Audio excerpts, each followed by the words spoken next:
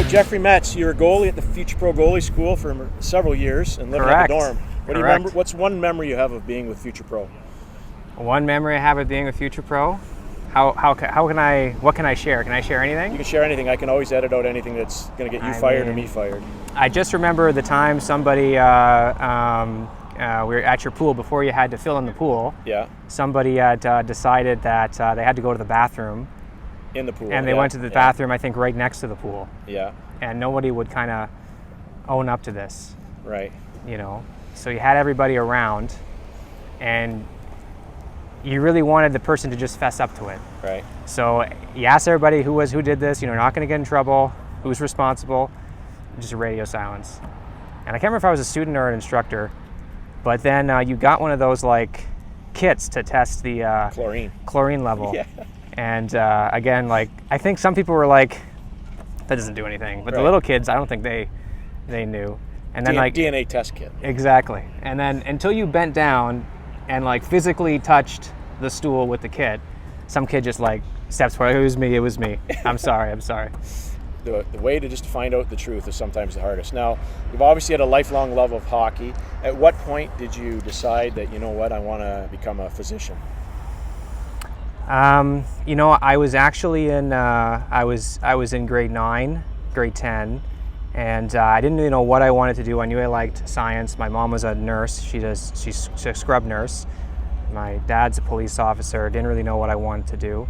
And then I just had this idea, I'll be a doctor. And I know at the moment, if there was a moment that really stirred me down that road, that really made me work harder than I would have worked otherwise, was I had a guidance counselor sit down with me, St. Thomas, and say, Jeff, you cannot become a doctor.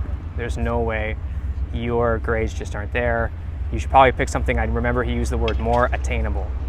More attainable. More attainable. And that motivated you. And since then, it was just kind of, I had this inner desire to accomplish this goal. I felt for a long time I was kind of like a dog chasing a car. I didn't really know what I was going to do, and I finally accomplished this because there was just once you get into medicine, it's a Pandora's box you've kind of opened. But that was definitely the moment that pushed me to want to do this. So were there any parallels or takeaways from being an athlete or goalie, stress, drama, negative, positive stuff that happened as an athlete that you can use as a parallel as a physician? Absolutely. I think one thing that when you're a goalie is you have to learn to deal with failure. And you're learning to deal with failure on a kind of a grand scale, because when you fail as a goalie, everyone is noticed. Your team is noticed, the other team is noticed, the parents, the spectators, whoever's watching, everyone saw you let in that crummy goal. When you're a physician, specifically when you're a surgeon, it's very much the same, especially when you're in training still. You're trying to learn, you may make a mistake, your mistake is visible to everybody in the room, and you have to be able to compartmentalize that and move forward and just be able to pick up the tools and keep operating and keep trying to get better, knowing that you are going to continue to make mistakes. You're a kid, this area here is called your limits, and if you take your stick, turn it upside down and reach over like that or like that, this is your limits, that little distance there. You never let a guy bring one through there. And obviously you're not going to go ass over tea kettle on him and give him a swing and poke, but just a little one, because if you make him do this, come out around it, that gives you a lot more time to have some success on that, projecting your gloves, etc. But if you go back in your post position and you tuck your stick out of the way, say you're in the VH or whatever, if you let him bring it through here, you're never going to get that. So making him do this radius versus doing this radius gives you way more time to react to him. And it doesn't have to be a swinger, just be a little jabber. So which is the worst mistake in your mind? Leaving a scalpel in someone or letting it a bouncer from center? Oh God, yeah, definitely the scalpel in somebody is worse, because at the end of the day, no one has to go back to the operating room if you let a bouncer from center ice. So correct. So if you could be the best surgeon in the world, world-renowned, DR.METZ, legendary surgeon, or a Hall of Fame goalie like Eddie Belfour, which would you choose if you could have either option?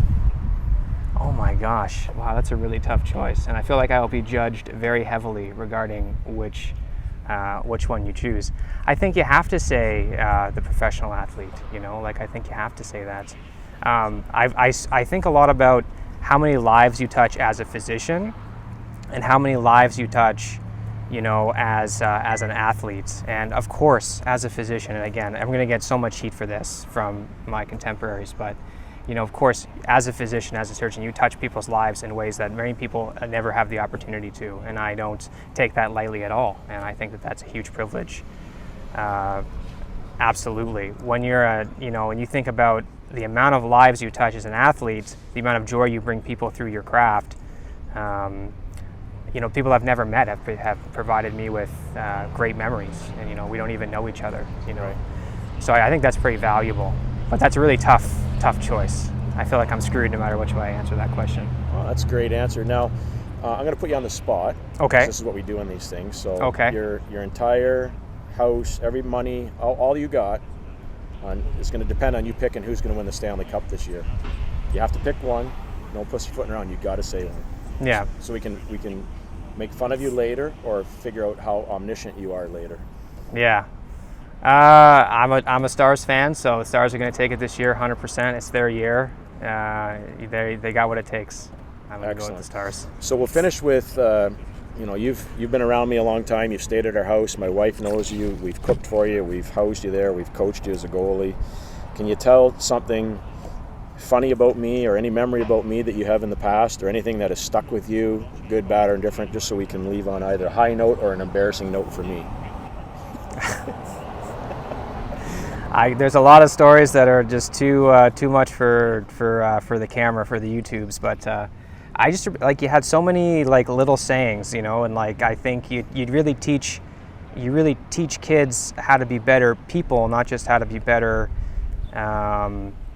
goaltenders. You know, I always remember things like Miami time, for example, and even though that's like, you would say Miami time, if you got there on time, you're 5 minutes late. You know, and I actually say that to all the clerks who come through the service, and I say, when you're with me, you're on general surgery time, which means that if you're here, we're going to start rounds at 6:30. If you get here at 6:30, you're 5 minutes late. Right. You know, and it may seem, I think it creates a sense of responsibility in people, those little things that you kind of ingrain in all your stories. Well, I think, and you know, as much fun as we've had over the years, the biggest thing I take pride in is not developing NHL goalies. We've had luck with doing that, but I take more pride in developing citizens and playing a small role in people being successful, like you, as physicians, lawyers, etc. And so I'm more proud of having you as a former student than having, you know, say Eddie Belfour, because I know that what you're going to do is going to affect generations. And when we're dealing with young kids, sometimes you say one thing to the kid in the right way and you send them on a path, or they remember it. And it's always stunning to me, the stuff they bark back to me that they remember me saying like 30 years ago. So I have to be careful with what I say.